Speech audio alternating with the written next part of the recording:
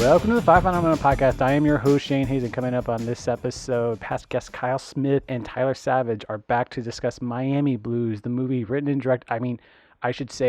for screen and directed by George Armitage, based on the book by Charles Willeford. I guess the Hoke Moseley books. I am unfamiliar, and we will discuss that later. But first up, what I watched this week. Continuing last week's episode on Mike Nichols, I continued my dive there, although I did a side dive into some Elizabeth Taylor.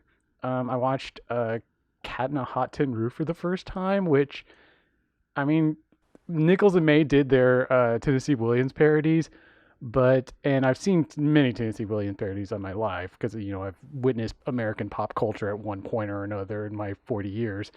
But man, that was peak Tennessee Williams, and just there was some great stuff about it. Most notably, it's Paul Newman's first Academy Award performance. And as we're going to discuss later in this episode with Alec Baldwin, young peak Blue Eyes, just and acting in their just prime. But also notable for this week, I watched all 3.5 hours of Warren Beatty's Reds, which that movie never fails to be just a giant achievement. Just such an amazing. I just don't know how that movie came together and is so good in every way. But I was really curious for that time period. Rush has been on my mind because I've just finished George Saunders' book, "A Swim in a Pond in the Rain," his masterclass on teaching writing through Russian short stories from Tolstoy and Chekhov, among others. But also, I tried to get my last viewing of Judas and the Black Messiah in before it left HBO Max Sunday night. But my most interesting thing I saw this week was, for as much as everyone, big filmmaker over the last 20 years have been the Dardenne brothers, and their last movie, I believe it's their last release movie, Young Ahmed, is on Criterion Channel, and no one's talking about it. And granted, I think when it played at Cannes, it got pretty bad reviews, or mixed reviews. I don't know if Dardenne brother movies really get bad reviews. I would still say watch it. I liked it. I get the sense that it's about fundamentalist Muslims, and maybe you rely on the Dardennes for getting their details right and getting the lived-in verisimilitude in, and maybe some of these didn't feel right. Also, the main child in the movie, the teenager, Ahmed, the titular Ahmed, has an acting style that's kind of stiffish.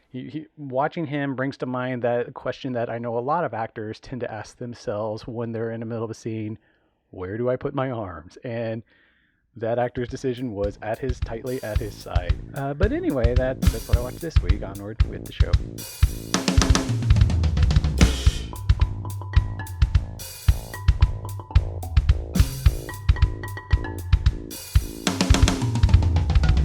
I'm glad that you made me rewatch that. By the way, what a wild ass movie! Yeah, it's bananas. I guess we'll just go ahead and dive in. We don't have to. But I made the mistake of thinking I would assume Kyle had seen it and you hadn't, Tyler. I think I saw it years ago. I think I did. I do remember. I mostly just remember Alec Baldwin being insane in it, but there was a lot of the details and also the whole setup I completely forgot. Yeah. Like a Hare Krishna in the fucking Miami-Dade airport as a jumping off point for a thriller is just a totally wild thing. All right. I've been trying to get better about doing plot summary. So I guess Alec Baldwin plays a criminal named Junior who flies into Miami, and right off the bat, you can tell he's a low-level criminal who's learning to forge checks and or do signatures. And at the Miami airport where he's flying into, he encounters a Hare Krishna who gets in his face and what's the exact exchange he says where he says trouble? I think he asks him what his name is, and his answer is trouble. Okay. and then he takes his middle finger and fully snaps it back, and the guy goes into shock and drops dead, right there. You find out later that the Hare Krishna guy dies, and the Actually, I give up on trying to describe the plot. Like this is like part of the reason I wanted it. I want to know what you think of it, Kyle, since you hadn't seen it. Like, what was your impression on it? Well, it's sort of a big picture thing. I hate this is why something that's better like at the end of the podcast. But sometimes the movies that you watch, regardless of what they are in the world, like speak to each other. Mm-hmm. Yeah, yeah. And on Saturday night, for the first time, I watched Vampire's Kiss, the Nicolas Cage movie. Okay, that's what, like 4 years before this, 3 years? Yeah, it might even be just a year or two. It's shot. I think you know what it is. I think it's shot like in '86 or '87, but it didn't come out until '88 or '89, and then this is 1990, right, or '91? This is 90. 90. 90. Yeah. So I watched Vampire's Kiss, and I'm like, well, here's this incredible performance in this sort of silly movie, but that's actually kind of really smart, and there's like some great. I really, really like Vampire's Kiss. And then I watched this movie and was like, oh, this is sort of a similar thing where Alec Baldwin is giving kind of a gonzo performance in a movie that is smart about how crazy it is. Yeah. Like the Hare Krishna thing is actually just really good writing. You know, it's like it doesn't feel like the guy dying by a broken finger. It's like surprising and also in a weird way it kind of makes sense. Like, oh, I can see how, I mean, it doesn't make sense, but the eyes going back in his head is one of those things where it's like crazy. Like, I came to this movie because I knew Jonathan Demme produced it, and I think I saw it on video, and I remember just it distinctly being big in my. I don't remember when I saw it, but I remember like, oh yeah, this is a gem that no one talks about. And the first thing way you can tell that it's going to be that way is how like carefree the movie is, and then the tone shift after the finger switches. The Hare Krishna's guy's eyes go into the back of his head, and you kind of know something really fucked up just happened, but it doesn't seem like it seems feels like real.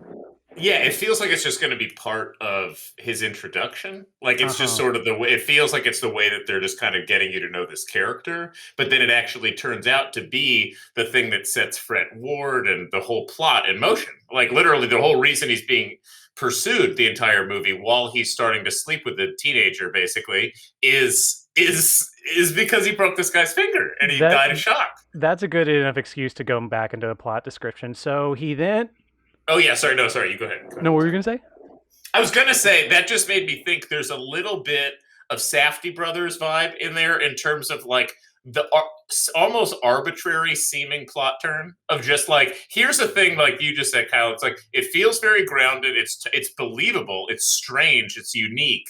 But, you know, there's no like, you know, Russian mob, or like who did he fuck over on the West Coast that's coming out to the East Coast? Like if this was a studio movie, it's very easy. He screwed over somebody on the East Coast and they're showing up in Miami, but instead they go for this much more like grounded kind of, you know, just strange little slice of life thing that kicks everything off. And before Shane goes to the plot, you skipped over some important beats here. The man cannot get off an airplane without committing a crime within seconds, right? Like he immediately wants to steal a briefcase, and then he's thwarted, and then he ends up bribing a child to steal with like a sucker. Yeah, steal a suitcase.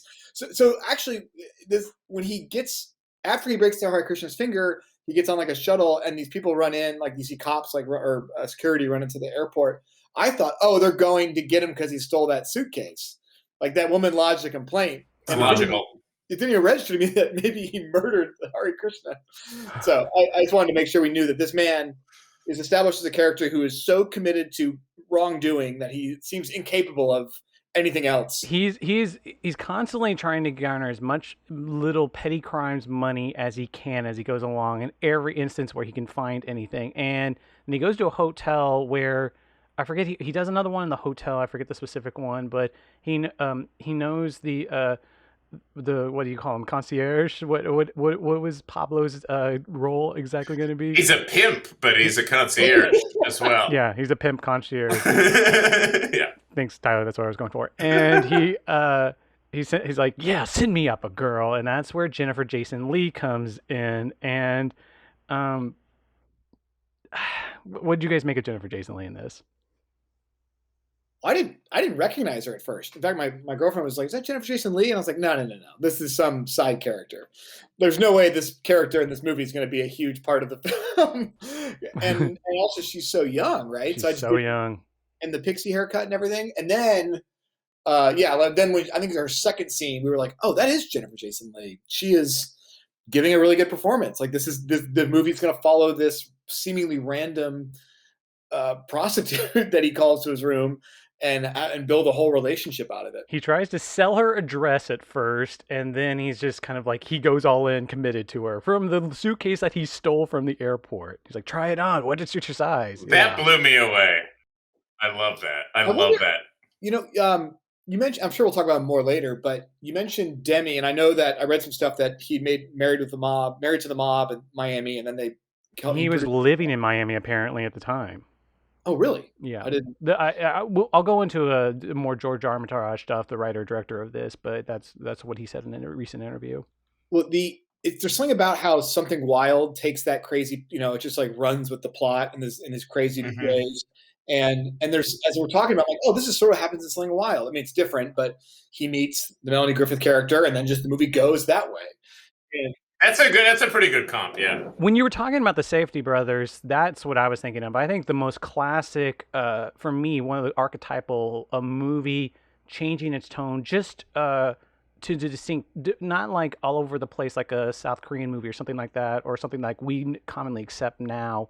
But at the time, a movie that turned into a completely different movie really successfully, like it was around the same time Full Metal Jacket came out, is Something Wild. Something Wild starts out as this carefree comedy, and Ray Liotta then comes into it, and he's a part of that some of that lightness, but he's got a little bit of a menace.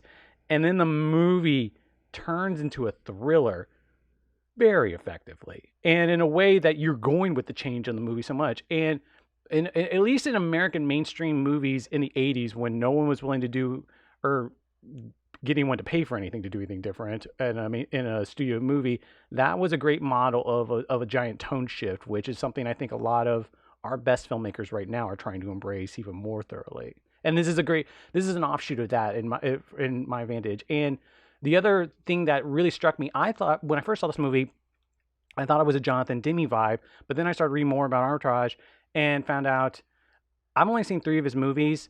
I haven't seen anything before this. He's a Corman guy. He's a Roger Corman guy. Yeah. And I think he only has 3 movies that he directed. No, he's directed one came up recently just because I don't know if you guys are listening to Tarantino's appearances on the New Beverly podcast, but Tarantino recommended a TV movie he did called Hot Rod from like 1978, and that. And I got a lot of love for Grosse Pointe Blank too. So I mean, it's like, and you talk. We are going to talk Grosse Pointe Blank. We are definitely going to talk that. Yeah, you talk about, well, yeah, you're right. He hit 7 credits, but yeah, but between 1990 and now, he did Miami Blues, Grosse Pointe Blank, and The Big Bounce, and then he was and that's it. And that's so interesting. We're also going to talk The Big Bounce, but back to your plot. Sorry. Yeah. Well, plot. What is plot? We're just a bunch of writers talking about this stuff. What do we know about plot? The tone. I was introducing the tone conversation to offshoot what Kyle was talking about was Something Wild. Yeah. Well, so I happened to see on my Letterboxd on like Friday, somebody watched Hot Rod. And I like clicked on it. I'm like, George Armitage. Oh, he's my. Just I didn't know that it was in the air, but I guess it's because of Tarantino. Tarantino talked about it as the podcast was about TV movies and great TV movies, and he talked about it as being a surprisingly incident-free, plotless movie for a TV movie. Which, granted, he also talked about the tradition of ABC had that. I forget what their production studio was, but they had a bunch of higher end ones that would get a few more days to shoot, and then would go get theatrical runs in Europe, which most famously Duel would have been the most popular one, or most notable ones from that, Spielberg's Duel. But I mean, yeah, he came from the Corman school, and he considers himself more of a writer than anything else. Like he's like the period between Hot Rod and this, he was writing a ton of scripts in the 80s, and then the entire Reagan years, he didn't direct a single movie or have anything produced. I mean, I like his directing style in this. It's chaotic. It fits the story very well, and it's so claustrophobic. And there's moments where you can literally feel the actor almost hitting the mat box, and it's just like you feel the claustrophobia of it, and it fits the story perfectly. And to go on your to kind of unite a couple of things here, I believe Demme comes from Corman too, right? Wasn't he a No, Corman? I don't know how much they overlap, but there's something about this drive-in sensibility that anything can happen. That in the studios, whenever it goes up into the studio system, and the studio system would typically now and then is just generally risk averse. And the more development people you get into them, they have these people judging behavior and any weird eccentricities. They're going to like say that's just too odd. And this is a movie, and Demme is really strong with doing it, that commits to its eccentricities. Like these are clear decisions that seem like that's odd.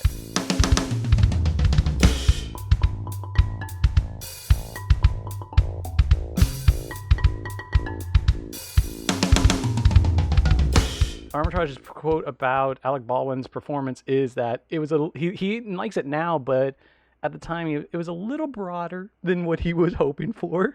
That's fair. That is fair. I think, with this movie, but I was sort of shocked. I think it slips a little somewhere around the 60 or 70-minute mark for a little bit. And then I was reading some Do more you remember about what it was? it's a little bit when it shifts to the Fred Ward character, who is for me, and we can talk more about that because of how the source material that this is based on. Yeah, I want to go into that because I don't know much about it, but it's what I've read is awesome, fascinating. Yeah, this guy seems like a fascinating character, and the writer that it was based on. But prior to that, I think it keeps this really amazing balance of being just almost just wacky enough, but also grounded. And I think it's as Tyler put it, and I think the line that like really moved me, that made me think like, oh, I'm watching like kind of a work of genius, is when Alec Baldwin says, I should have written it down, but he says like to Jennifer Jason Leigh, I don't even know what I'm looking for, and if I found it, I wouldn't know what to do. Yeah. I wrote down the same line. And it's like, oh, here you are just stating a character. I can have anything I want. I don't know what I want. Mm-hmm. And, and the performance, he looks totally lost when he says it, like in a good way. Like he's just like he's hitting a moment of truth for the character, and it also makes everything he does make sense, and it like embodies the whole movie. Jumping back to the beginning, one of the things I found fascinating from a writing standpoint is how there's not a lot of, his wants. The point of it is he says he doesn't know what he wants, which is one of the typical engines you do to get through a script or to get through a narrative. And the engine behind this at the beginning is it's just new guy comes to town and you just want to know what crazy shit he's going to do next. Like it's so unpredictable. And I think you just hit on it right there, both of you, which is that it's like the single defining thing of any studio developed movie is the character's got to have a singular one goal. And this is a character in some sort of weird neo-noir reality who is defined by somehow being wildly active but not wanting anything, clearly. Like, which is amazing. And also, I just looked up Jennifer Jason Leigh. She was like 27. I just look at her in that and I thought she was like 20. You guys commented on her being underage because there was a giant joke about a fake ID or a different age in there. She just looked that way to me. I don't know, maybe the haircut or something. I think the pixie haircut makes her look young, but I thought she was legitimately, like the movie was trying to play her as just lying about her age when she was older. Because she was talking about the franchise she wanted to go into. Mm-hmm. Mm-hmm. That might be right, but they were up. You're right. There was a lot of it, like you said, leaning into the eccentricities, and I think leaning into a protagonist who he is not quite. There's some kabuki there, and he's like playing this archetype of this big, angry, kind of restless criminal who's like that early scene when he's like sitting in bed and he's talking to himself and he's doing some like light Scarface and oh man, the Scarface impression. But it's very juvenile and kind of charming. And then once you start interacting with, like, you go further, and even by that point, because of the whole airport thing, there's a real interesting, intentional departure from morality in this movie. I mean, like, he is just not at all preoccupied, and we're not to be either. And even the cops that are chasing him are not even particularly offended by him. It's just their job to go get him. Like, it's an amoral movie. The one story that came from the set was that Alec Baldwin had just come from Married to the Mob, where he wasn't playing a broad role and he wanted to play something broader. And Armitage told this story about on set, the other big Jonathan Demme connection here is it's shot by Tak Fujimoto and cut by Craig McKay. So those are his two big Demme's big collaborators throughout his career, much less at this time period. And Alec Baldwin on in between takes on set just did a massive impression of Tak Fujimoto and then did a giant impression of George Armitage that was like for 20 minutes like exceedingly accurate apparently, and also according to Armitage kind of hurt his feelings a little. Yeah, I'm not shocked to hear that. Yeah. Plot wise, so then he gets involved with the hooker, and he meanwhile, you alluded to this earlier, Kyle. These books, Miami Blues is the first book in the Hoke Moseley series of books, which isn't a huge series of books, but there's quite a few by Charles Willeford, and Willeford has he's someone I haven't read enough of, but like he's kind of proto that he's a contemporary of like Jim Thompson. He's kind of proto Elmore Leonard kind of. Mhm. He's mainly one of the South Florida, Miami. He mainly lived out of Miami. Susie's college, she went to Miami-Dade. He taught writing there while book reviewing at the same time, but he was based out of there. But I mean, most recently, there's that movie, Burnt Orange Heresy, is based off a book of his. Oh yeah, I haven't seen it yet, but I'm mildly curious because Mick Jagger's in it. Yeah, oh yeah, Mick Jagger. But one of the big quotes that came was Tarantino. Apparently, at the time Pulp Fiction came out, someone asked him if they thought Pulp Fiction was neo noir, and Tarantino says, "I don't do neo noir. I see Pulp Fiction as closer to modern day crime fiction, a little closer to Charles Willeford." Nice. That's a big nod. Yeah.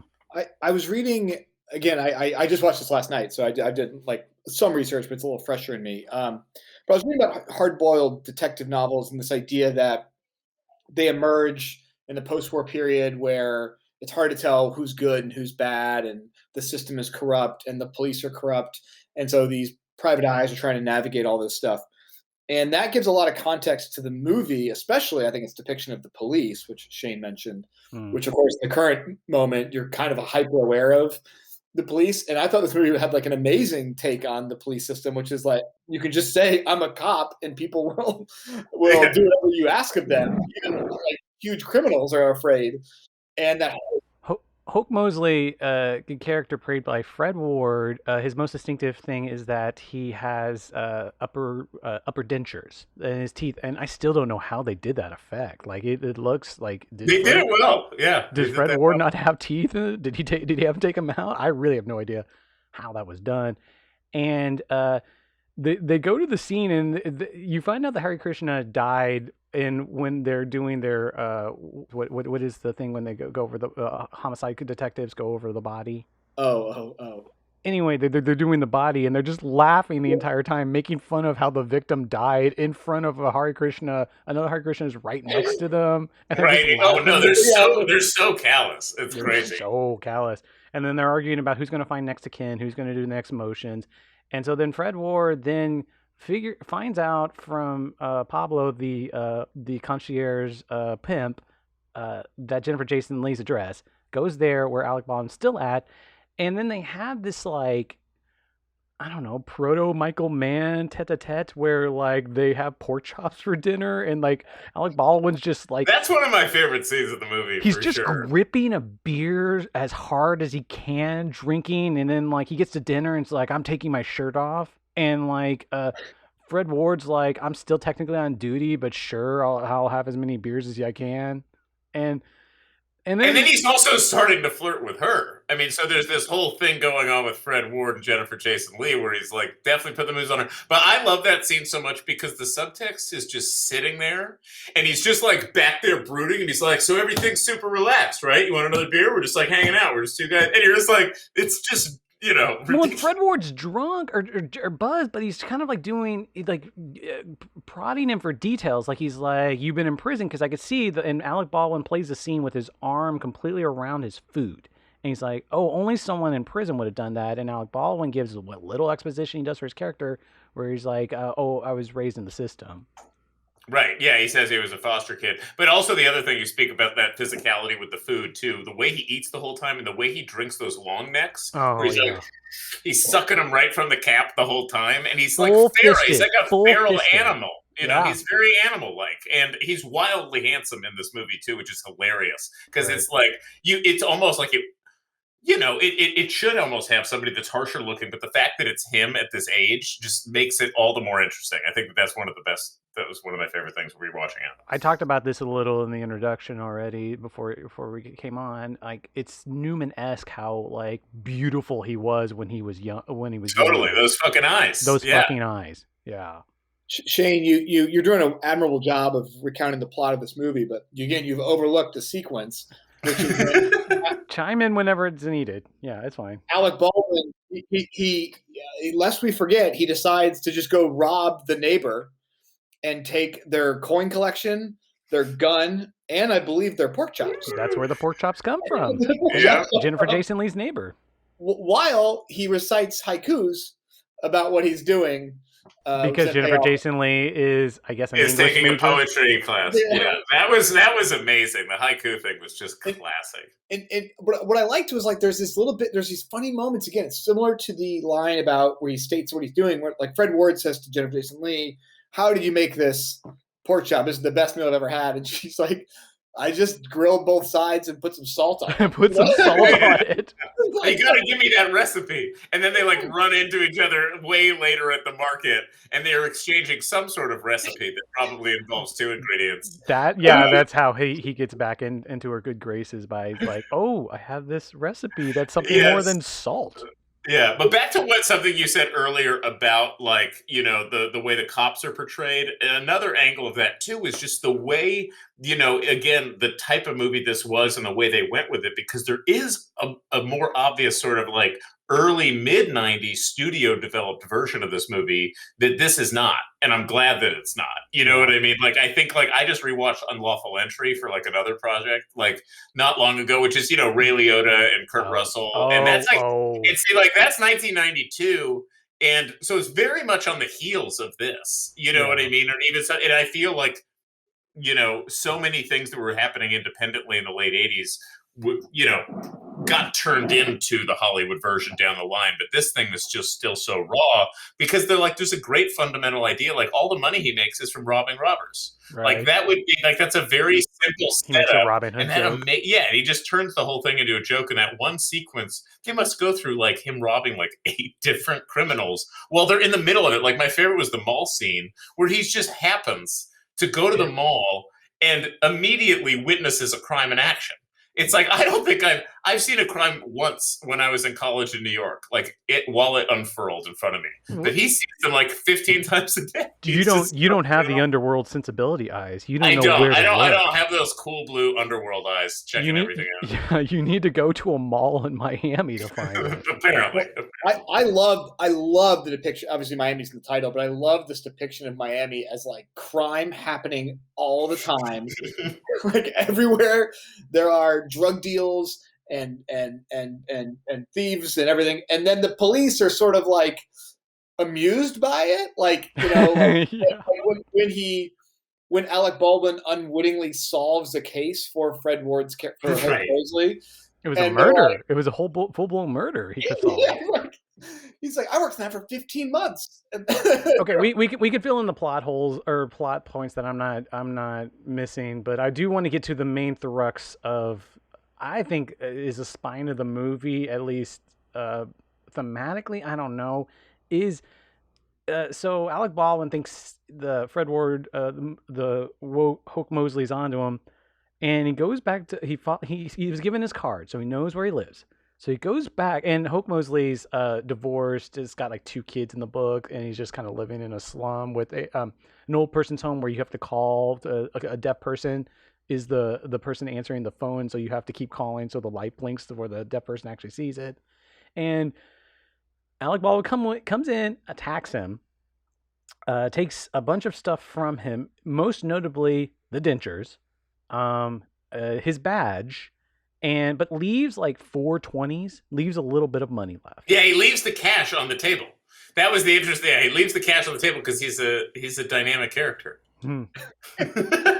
Which comes up later. Like, They I'm talk gonna about hook it you later. up. Yeah, I like their relationship in this, but there was only one way for this movie to end. And so then he ends up playing cop. And one of the most interesting, odd things I noticed, this is my third viewing of this. Whenever he decides to become a cop and he tries to do this 80s bougie homemaker thing with Jennifer Jason Leigh as his wife, his hair has just been kind of this wild, spiky thing up to that point. And then when he decides he's going to be whatever this homemaker thing is, it gets slicked back. And then the scene you could tell the scene is over in the convenience store because his hair goes back to normal for that scene.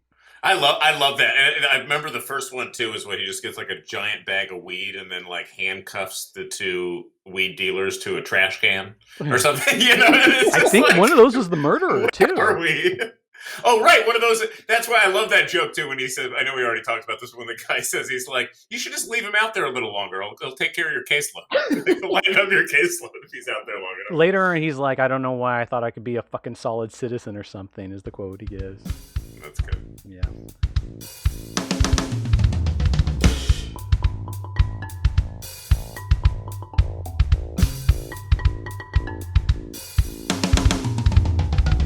Well, the Hoke Moseley character, because again, and when you watch the movie and you're a little tuned into things, you're like, oh, Fred Ward produced this. And like during the movie, I was like, I bet Fred Ward wanted to be he did. Alec Baldwin character, which of course was true. But at the same time, I'm like, Fred Ward is too, not necessarily famous, but too good. And I know he produced this movie. There's more to this character. And again, my first time watching it. So then when the movie sort of doesn't totally shift its point of view, but all of a sudden you're like, oh, he lives in this dump. What a kind of sad existence for a police officer. Like he stores his dentures in whiskey or brandy, which is a detail. Like, and what's his sort of existence? Like this is, and then this, I'm getting to the point when Paul Gleason, which is, I'm jumping ahead a little, but Paul Gleason shows up, the principal from Breakfast Club. That's exactly where I was going. How I would describe him too. Yeah, because he was taking some of his take from Pablo, the escort of the pimp concierge.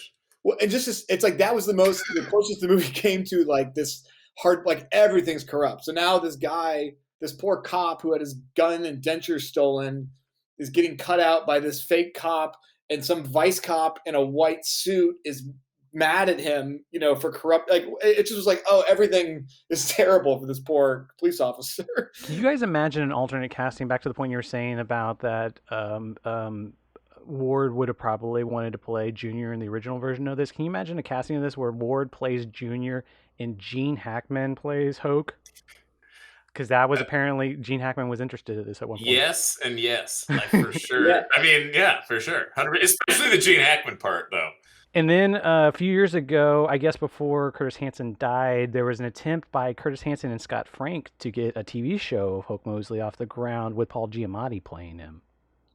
Oh, that makes total sense. That'd been a great bit of casting, really. Yeah. Although Armitage thought he didn't like Giamatti, he thought that was a bad idea. Yeah, Fred Ward has that like more the hard-boiled police, like what you're, the square jaw and the build and everything that you kind of look for in that. I was looking up Fred Ward at this period, so like Fred Ward I always remember him more as a TV guy, but this is his high period because he was doing like he had a small role in Right Stuff. He was in Silkwood. I remember him from our episode on Swing Shift, where like he has a role in Swing Shift where the director's cut is significantly better and makes him a Demi player. Most notably, I think a lot of people remember him from Tremors, but he also had a role in Henry and June, the Philip Kaufman movie, which I forgot about. He's in The Player. He's in Bob Roberts. This is a high period for him. He's doing good movies at this point. Yeah, because The Player was what, 91? Yeah, that's right. 92. It was 92. Yeah. I think it's 92. And Tremors is like 88, 89. Sounds about right. God, I love that movie growing up. I have not seen that movie in forever. Classic. I think that movie has aged incredibly well. I was like, it's definitely aged. I always think of that moment in the third season of Project Greenlight where, what's the guy's name that was the director? It was actually 90. Sorry. Oh. That sounds right. Actually, sorry. What a fucking year for movies, huh? What's the third season? The guy that was in the third season of Project Greenlight. Whenever there's that one episode where they're getting on his, the Miramax people were on his ass about what's the tone, and like he can't explain it to him until finally he just shows them Tremors, and they're like, oh, we get it. I don't know that I saw the third season. I saw this. Maybe I did. It's the one that had the actually talented director who couldn't articulate stuff, and his dad was an actor. I can't believe I'm forgetting his name. Yeah. Yeah, he made like a horror film or he made like a Tremors. And Miramax then made multiple sequels off of it too. Mm-hmm. Yeah, I Fred Ward, I always feel like he's obviously overlooked a little bit. I always think of him as being in the right stuff. That's actually like where his hit that and Tremors for me. But I was sort of psyched when I saw he produced this. I was like, oh, I had no. And I think he's also first billed as an actor. I think he comes before Alec Baldwin. Oh wow. Yeah. No, that's right. That's the EP credit coming into play, huh? Yeah. So which I think is an interesting. I mean, again, like we're getting kind of nitty gritty of movie watching, but it does make you wonder. An hour into the movie, why have I spent 90% of this movie with Alec Baldwin? Like clearly something's going to happen with this other character, which it does. It sort of does happen that way. And I think that's why I felt better when I said that the movie loses it a little bit when it goes to Hoke Moseley. I think it just loses the like manic, the controlled mania of the first hour once it has to center a little bit around like wrapping things up, which is always the problem with movies. And that's always, when you're not overly plotty, that's when you get into that post midpoint territory, I think, where it's just like, we were shot out of a cannon, but then once we start needing to have things just sort of calcify and come together at the end so that we have a resolution, it gets clunkier. But he was good. I just didn't fully, I think he did a good job with that role, but it was fun to watch. But I agree on the momentum note. Well, the Willeford innovation, supposedly, which gets him in line with Jim Thompson, was he was one of those writers who wanted, like, if he had a reoccurring detective character, the books were going to center around the antagonist, and the energy of the book was going to come from the antagonist. So that makes sense that Alec Baldwin would be the feature, the junior character would be the feature of this. It would be interesting, though, and I bet editorially I wouldn't be surprised if they had some earlier scenes, with Fred that didn't make it in there just because they deferred and wanted to start off on a bang. I don't think they shot it, but it was an early draft screenplay thing. The book is different between the Susie character, the Jennifer Jason Leigh character. Her brother in the book is the Hare Krishna who gets killed. No shit. I read that. I didn't know that. That's a very different thing. He said it was like 10 extra pages, and like you gotta admit, like there's some leanness to this.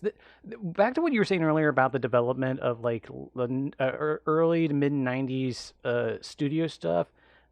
I think of this as like that glory days of like dying glory days of Orion, when like they were the last studio that was like just a little bit into the 90s, still trying to carry a little bit of the 70s going, just as much as they could. Orion put out a lot of cool titles. Yeah. And I just love these types of movies. I mean, I just think they're just so fun. I think it's such a weird amalgamation, and it's this handoff from the 70s and 80s into the 90s, where like all these things, you see them done more commercially. Look where Demme was 5 or 6 years later. But there was just like a lot of weird, interesting, like, again, something wild, and just like this range of things where we're just like trying mashups and doing kind of crazy stuff.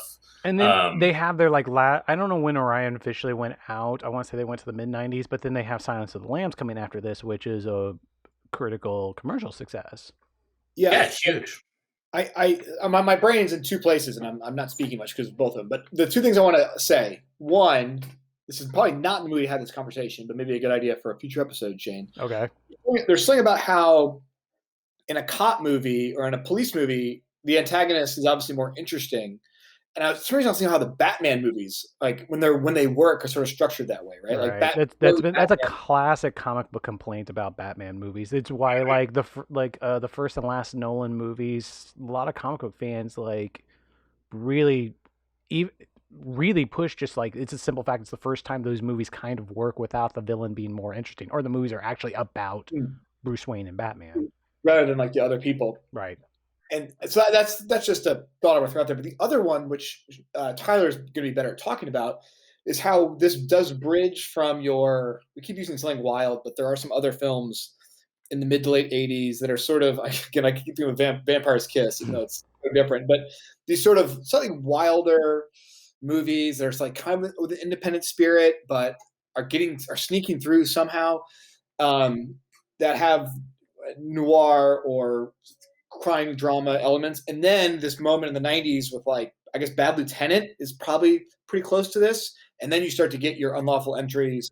Yeah, your, OG Bad Lieutenant's a great note of that. And I was also going to say, Blood Simple was 85. I mean, there was a lot of big, there was just like a lot. And then Shane, earlier you brought up Elmore Leonard too, which I feel like it's like, yeah, there was just more and more of a taste for this kind of,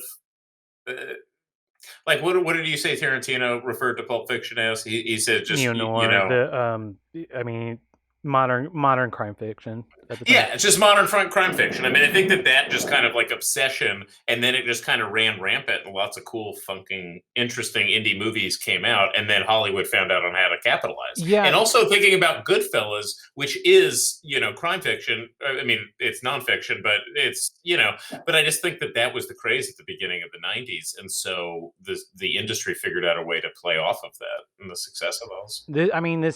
I don't know if, like, because Goodfellas is so nonfiction based, but clearly like a funny first person crime movie. But this is 4 years before Pulp Fiction and the Tarantino craze. I don't know if this is a good enough segue of what is you guys' relationship to Grosse Point Blank? First of all, sorry, I'm sorry. That's crazy to me. There's only 4 years between this and Pulp Fiction. Yeah. Isn't that well? See, that's why Pulp Fiction was almost the end of this. Yeah. Like, once that happened, he did the modern crime thing almost in a way where it kind of brought an end to that period. But you guys remember the 90s and like just like every hip talking crime movie, heist movie that like. Because, I mean, like, the whole influence, supposedly, that people talk about Willeford is this, like, what you guys were talking about earlier, the groundedness next to the absurd. And just, like, it didn't even have to be this high-energy, wacky, anything-can-happen vibe, but it was just, crime is absurd. And then you grounded it, then made it real. I guess the thing with Pulp Fiction is it just feels so, I hate using this word, but it feels, like, timeless in this way. Whereas like Miami Blues is like, this is 1989 Miami. 100%, yes. 100%. Whereas Pulp Fiction is, and because of a lot of reasons, it exists, and I think a lot has to do with the reception the film's had and the reputation it's developed. It does feel like, when I think about the movie, it almost feels present to me.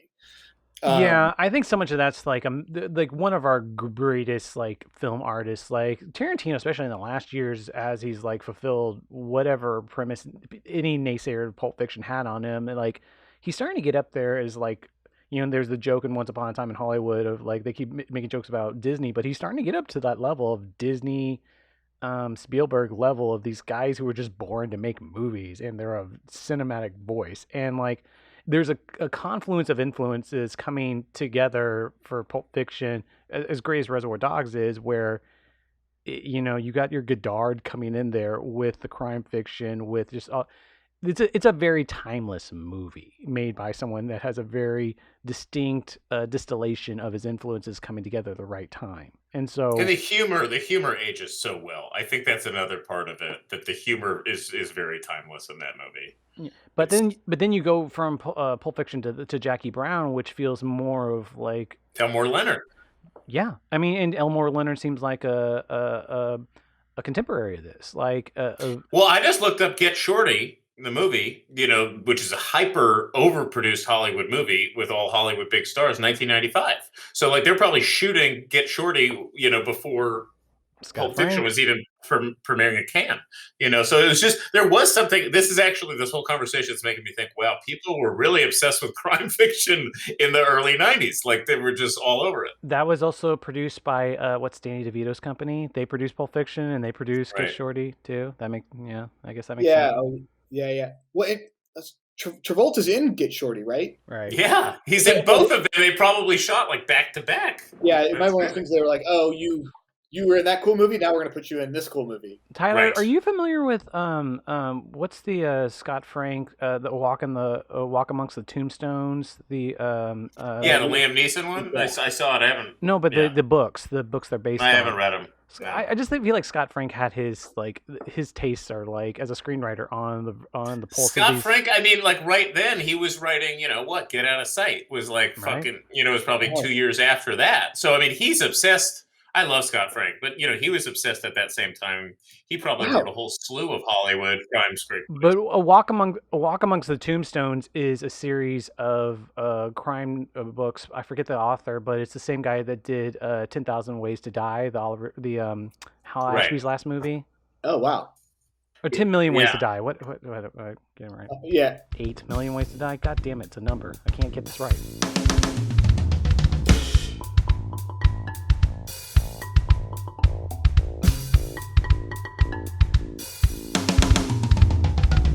I'm having the same large scale focus that or vision that Tyler mentioned of like the 90s crime film.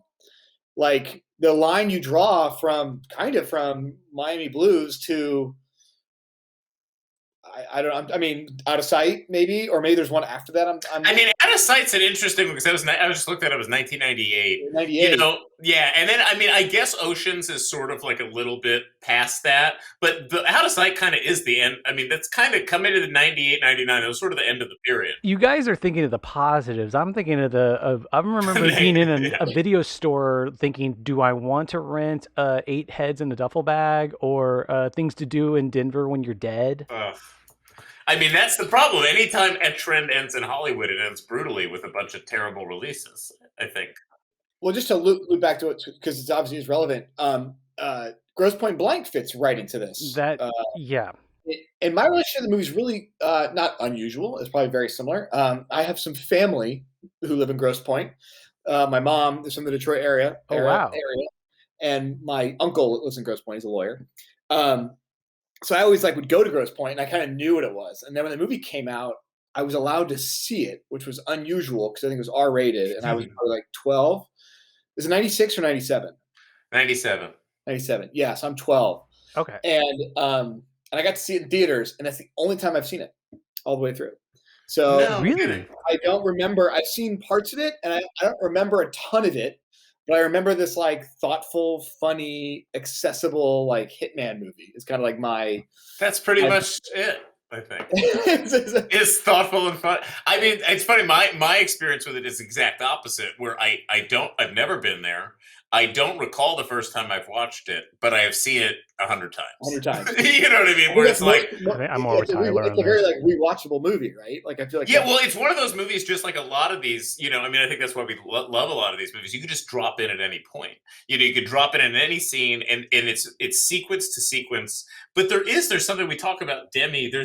Isn't there the scene when the talking heads are actually playing in Grosse Pointe Blank at their reunion? And he's meeting the daughter of some girl he used to hook up with in high school, and he has that amazing moment where he's looking into the eyes of the child. Yeah, it's the baby. It's the baby, right? It's the baby, yeah. But isn't it like Talking Heads is playing during that beat? When you start to draw this whole line through things, you know what I mean? Realizing this was 7 years later, but the Demme connection to Talking Heads, and that's all just interesting. I didn't think about that. And I find it so fascinating that a year after all this, Jonathan Demme's making Beloved for Oprah.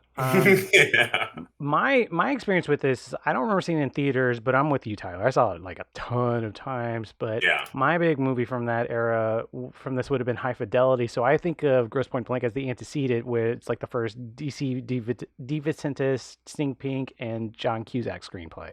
And Armitage talked about this he thinks he could have gotten a writing credit on Grosse Pointe Blank, but mostly it was an editorial one because he kept telling to be get it under 100 or get it just around 100 pages, and they never would. And he said he shot 3 versions of the movie, where one was the script, the understated version, and then the overblown version. And the overblown version is the one that made it into theaters. Because coming from the Corman school is this idea that you make your days, you shoot your shit really fast, and after you get done shooting it very fast, then you let the actors play, and then there's some you can move around there, and you can also find some very odd tangents to go off from there. And it was the late 90s, and you had a lot of fucking money, and you could probably shoot for however many days they were shooting for. He was shooting for more days than he was used to. He brags in this interview. He gave a film comment interview.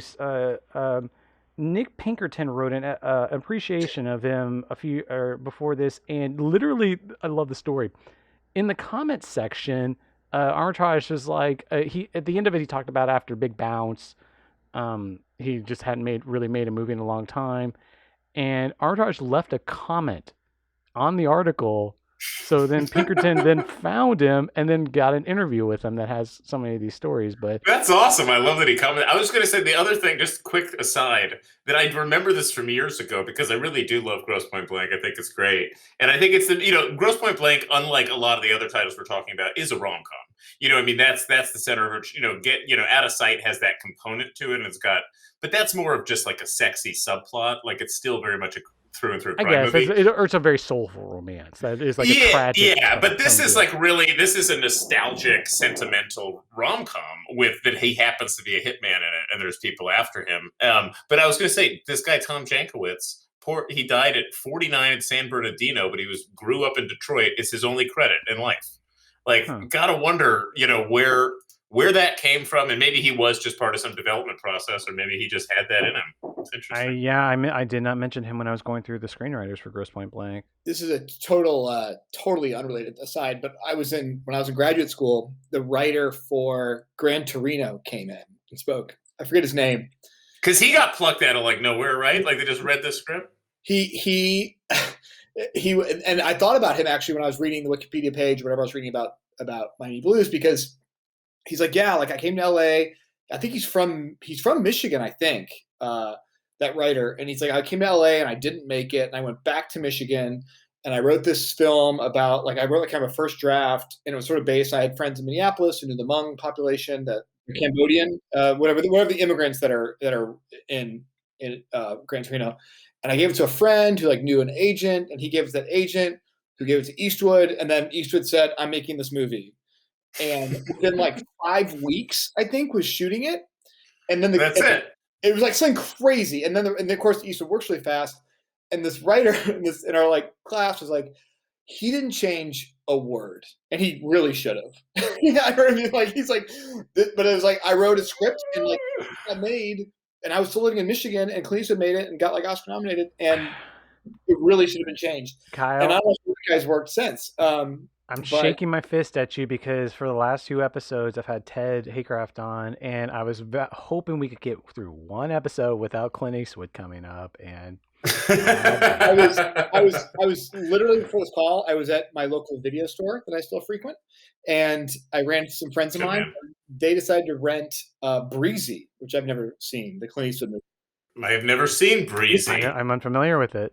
None of us had heard of it, and then one of them picked up. He's a filmmaker. He picked up the case, and he Googled it. He's like, I'm going to rent this movie. So 1973, Breezy. Breezy, yeah. I think there's a Kino, maybe it's Kino Blu-ray of it. Anyway, I actually rented Married to the Mob because I've never seen that. And you never seen Married to the Mob? Oh, Married to the Mob's really fun. It's an anti this conversation because it would probably help me to have watched it prior to this. But I like Miami Blues so much, I wanted to see more of what this comes from. And obviously I knew Alec Baldwin's in it, and this is why the Demme living in Miami. I didn't know that. I think I got to do Something Wild rewatch. That's on my docket soon. Something Wild is a great rewatch. And Daniels is so good in it. The thing that's also going back to Miami Blues is this era. Demme is always so it just feels attuned to the culture he's shooting in, and this transfer to Armitage where these movies they fit that stereotype of movies that are about the towns that they're shooting in, where the towns are their own character. Like Miami, it's a title character, granted, but it's a character that's of the movie too. We were in Portland a couple years ago. I wish I had it with me, but we went to some bar, and it was a Miami themed bar in Portland. Not in a cool part of Portland either. It was kind of further out. The bar was very hip, and they had this. We had a matchbook, and it was sort of that lime green, purple pink color. And that you sort of associate with Miami, and there was a couple scenes in the movie where he gets out of a car. There's one scene in particular. It's an exterior. He gets out, and the lighting on this building is these exact colors. This like a teal or yeah, I guess it's teal. I guess it's teal and I'm looking at actually a weight right now. That's one of the a dumbbell. It's one of the colors. I mean, I'll go grab it, but that won't help the listeners. But they're very Miami colors, and I was you wonder. I started thinking where does that that obviously develops out of Latin culture and out of the Cuban culture that comes to Miami. But the movie does have that very lived-in Miami Blues. That is very. It feels like a real place. It feels like a place that people are now like starting to get nostalgic for. Like the shopping mall, the glass bricks. One of the first shots of the movie is him coming down off the airplane, and it's shot through glass bricks. Those that are often on like bathrooms. It's like a salute to the 80s right there. Yeah, but it's like they're saluting it like right then. It's like still in the moment, and they're making conscious choices to capture this in a way. Shane was just talking about how lived in the location feels, and I mean the only really bad thing about Miami in this film is that it's full of crime and everywhere you go. Well, I think from a worse standpoint, like the reason this feels like such a snapshot of Miami is, especially in the years to come, Miami's always going to supposedly be not to be downer about this, the bellwether point of global warming and the oceans rising. Like I was reading this essay about like when the water levels rise in Miami, and it's this big real estate boon for oligarchs to put their money into real estate along with New York and Miami. And when the waters start to rise, the way you're going to see the waters rising in a city like Miami is going to come through the sewers, and shit's going to start coming up on the sidewalks. So whenever that happens, you can look at a movie like Miami Blues and remember better times of a corrupt city in teals. I'd rather be there in the 80s than in 20 years, probably. I did want to go into, have either of you seen The Big Bounce? Okay, so I have a real horrifying confession that I've realized during this call, which is that in college, I worked at the school newspaper as like the film critic guy, whatever. It was like a nothing job. You reviewed it. You reviewed it. Please tell me you reviewed it. I turned down a review, and I believe I turned down an interview with George Armitage. I believe they were trying to push that movie. So they would often like push movies to the college kids at the time. Wow. To give you the TV on the radio version, both Tyler and I's jaw dropped when you said that. Literally. I mean, yeah. As you mentioned The Big Bounce, I looked it up last night, but it struck me because it was 2004, and they were like clearly trying to play off Owen Wilson or whatever and market to college kids. And yeah, I turned down like the chance to. But you never saw it. I never saw it. I've never seen it either. I think it was one of those horribly panned movies that most of us didn't make it to. Okay. And whenever critics pan movies and do their groupthink and like they then jump on to like who can come up with the cleverest phrase to say something shitty about a movie, I always like, part of my resentment comes from the fact that if you've never worked in a movie theater, if you're a critic, you saw it once. Good for you. Like, oh, you had to sit through it once. But when you work in a movie theater, you see that 5 times a day. And like, Big Bounce is okay. So Big Bounce, according to Armitage in the interview, was shot as an NC-17 movie and was then had to be recut into a PG-13 movie. And then he gave up after 2 director's cuts. And then they just cut it into PG-13. And I remember it was a January release. I'm pretty sure it was a January release. That was my Razzie that year. That was like the most incoherent, obviously recut. I think I was a big Entertainment Weekly reader at the time, and I was reading about how the movie was taken away or whatever. But I remember a sequence in the middle of it where Owen Wilson and I forget the actress's name. She hasn't been much besides that. There's this like gag sequence where they just go up and down stairs for a while, and it's clearly re-edited, but it's so nothing happens when they go upstairs or downstairs. But they just because they cut out the NC-17 scene between because they go to a bedroom, I think, but they just go upstairs and downstairs, and the sequence just plays of them going upstairs and downstairs. I'm literally looking at a shot from the movie with Willie Nelson and Harry Dean Stanton in it. Yeah, in the I didn't even know what a cast. In both the Nick Pickerton essay and in the interview, he talked about that is clearly an amazing scene. I don't remember it, but he was talking, and then Armitage was like, "Yeah, there's a longer version of that, and his director's cut is the version he wished people would have seen." I have a funny movie geek related thing here, which is I was correct. Big Bounce was the film I turned down the chance to interview, but I sometimes confuse that with Big Trouble, which is a movie based another Miami-based crime movie that I guess that Bill Lord Leonard vibe. Yep. Well, Elmore Leonard's Big Bounce. Yeah. That was Dave Barry. Dave Barry wrote the book. Dave Barry was based out of Miami at the time too, wasn't and that's Sonnenfeld. I remember that movie. That's another interesting crime movie that went awry and didn't get a lot of love. I always thought of that as a movie that was trying to recapture something that didn't then come about. Well, then later in life, I've gotten confused because there's also Big Trouble, directed by John Cassavetes, his last film, that was stolen by the studios, or like not stolen, but like recut, and he like disavowed. But I believe that's his last directorial credit. Is also a film called Big Trouble. So it's like big.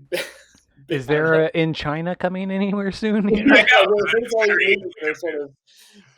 yeah, Big Trouble. It's 2002. The Dave Barry Miami one. Big Bounce 2004. Armitage Hawaii. But see, that's what we. But see, we were just talking about how did this period die? It was with titles like Big Trouble and The Big Bounce. Like those are pretty much that, because it's amazing they even made The Big Bounce after Big Trouble, probably, because I think that was a definite commercial failure. I would think it's something like that. I would think it's Kill Bill when Tarantino's like, I'm not doing crime anymore, and although kind of did. And then let's be honest, it's the 2008 economic crisis and DVD going away. For all things. For all things. Yeah, no, sorry, you kind of blew my brain open real quick. It was like I'm just thinking about.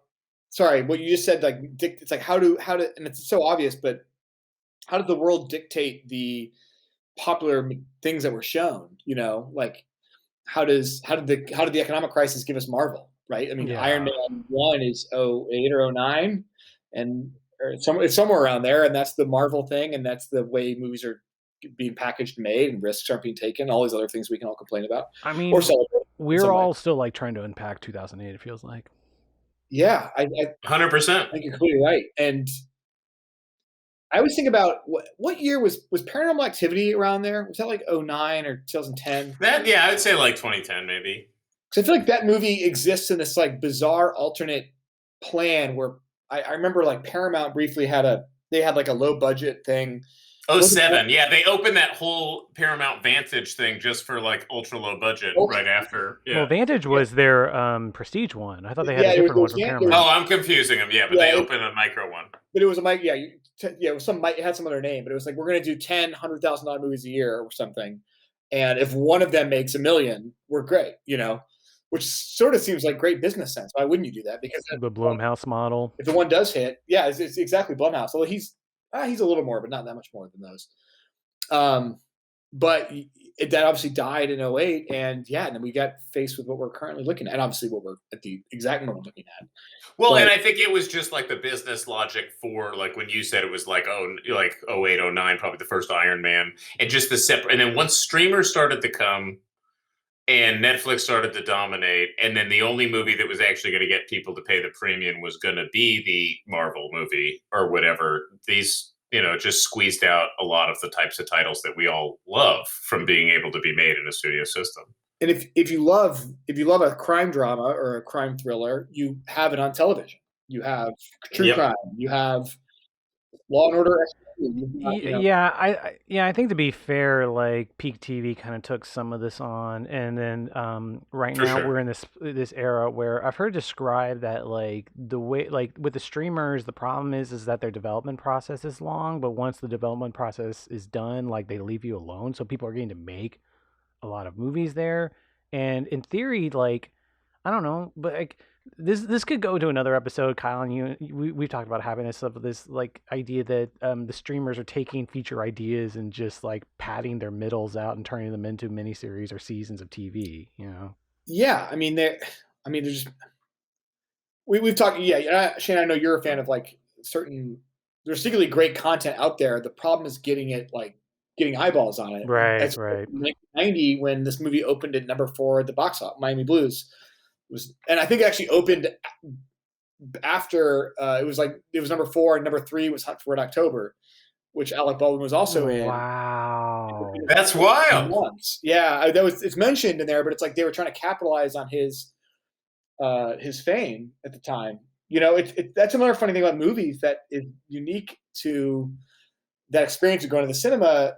like I think a lot about Jim Carrey's 1994, right? Like Yeah. he shot Ace Ventura, and then he shoots The Mask, Dumb and Dumber, and everyone as a fan, you're like, wow, they backlogged these movies. This guy, they knew this guy was something, and you similar with this, like, oh, we have a hot Alec Baldwin movie. Well, only way you can see Alec Baldwin is in the theater. You can't see him on television. You might see him on like Letterman, but if you want to like see this person who you like, presumably, here's your movie. And I don't know. It's a funny just The appeal of a movie star in an actual theater. Right. Yeah. Now we're just inundated with information about Alec Baldwin or whatever celebrity. And while we're recording this, March 15th, Monday, I think they just started opening the AMCs in Los Angeles. I heard today the Burbank and Century City ones reopened. So, do you guys have any last thoughts on Miami Blues you wanted to get through? I think this movie. Okay, actually, I do have something. It's amazing to me that I feel like I've watched a lot of movies. I have like a list of how many movies I've watched. It's in the thousands. And yet there are these movies that are like hiding in broad daylight in a sense that I had no idea existed, despite having all like it's Jonathan Demme-produced with Fred Ward and Tak Fujimoto shooting it, and Alec Baldwin and Jennifer Jason Leigh, and I somehow like kind of had no awareness of this movie, despite being, I was like 6 or 7 when it came out. Not that I would have been seeing my movie. But even in like the cult atmospheres I try to frequent, the film writing that I read, I was sort of completely unaware of this movie really until Shane mentioned it to me, and then I looked at my letterbox and everyone I watched had seen it, and I was like, how did this title escape me? And I think that's part of the reason I'm sure there's maybe actually a rights issue with this movie, like the fact I know there's a Blu-ray out, but maybe it like floated around and it was unavailable. It didn't get the push. But also there's a Shout Factory Blu-ray that just came out of it. Yeah, I mentioned I told a friend about this who I thought had seen it, and he had not, but he owned the Blu-ray. He'd been told to watch it, so he's like, I bought the Blu-ray. That is the ilk we roam with. Yeah, they buy the edition, but have not watched the movie yet. Yeah, it's not. I don't roll that way. I got to see the movie before I drop the coin. But I do think there's an interesting thing happening. And I again, to tie back to the first thing I said tonight, Vampire's Kiss, which I watched the first time, another movie. How did I sort of miss this? Especially, how did I miss this movie in the sort of Nicolas Cage meme era? And I think there's a moment right now where these movies are reaching an audience that is appreciating them in a way that people weren't when they came out. So Vampire's Kiss is a very obvious example of that, where it seems silly, and at the time critics panned it, but you have so few critical outlets, and you have so few people really writing about it. And now everyone can see it, and everyone can realize how great it is. And Miami Blues, to me, falls in this similar, like, it fell in like maybe a slight black hole where some people, it doesn't have to just be me, but missed it. And now what we might have written off as campy or as silly or whatever now looks like, oh, this is a smart, well-made genre movie, and is worth like celebrating and rewatching. So I think that this, to me, it's like a kind of thing, and I hope that there's a lot more of these that emerge as a new generation of people write about movies and talk about movies and watch these films like from this moment, maybe this pre-crime drama moment that happened.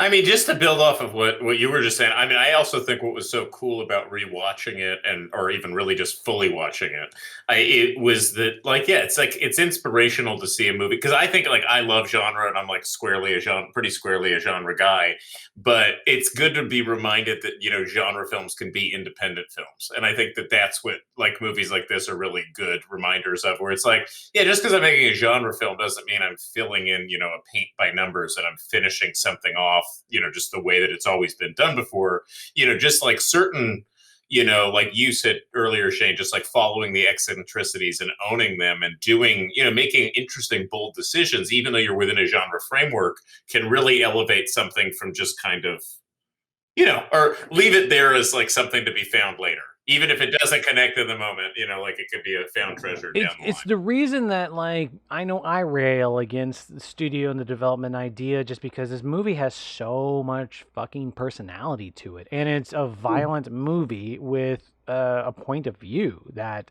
like, would have been snuffed out. And, I mean, to what you were saying, Kyle, earlier, like my issue, I keep finding like the reason this is an episode just about Miami Blues and not about George Armitage altogether is I can't find the other movies that he's done. Like Right. I've seen the 3 big ones that he did. This one and his last 2 after this. I haven't seen any of the Corman movies, and to be fair, they're available. I know they are. They're like Blu-rays are out of them, but like the streaming availability of them, like this is a filmmaker that's gotten kind of forgotten. Maybe he's a bit like I think he said in one of the interviews that he's done like over 100 scripts and like over 5,000 drafts. So like he considers himself more of a writer than a director, and a lot of his Corman stuff was producing writing, but a lot of this guy's stuff is out there and it was actually made, and just I just want to see more of it. Like I wish we could have done a full episode on him. I was more familiar with him, and it's not for a lack of trying. So I guess that's all I got. Are you guys good? Yeah, thanks for having us. Fun to talk, and thanks for making me watch it. Yeah, Kyle Smith, Tyler Savage, thanks for being on podcast. of course. Awesome. Anytime, brother. Anytime, brother.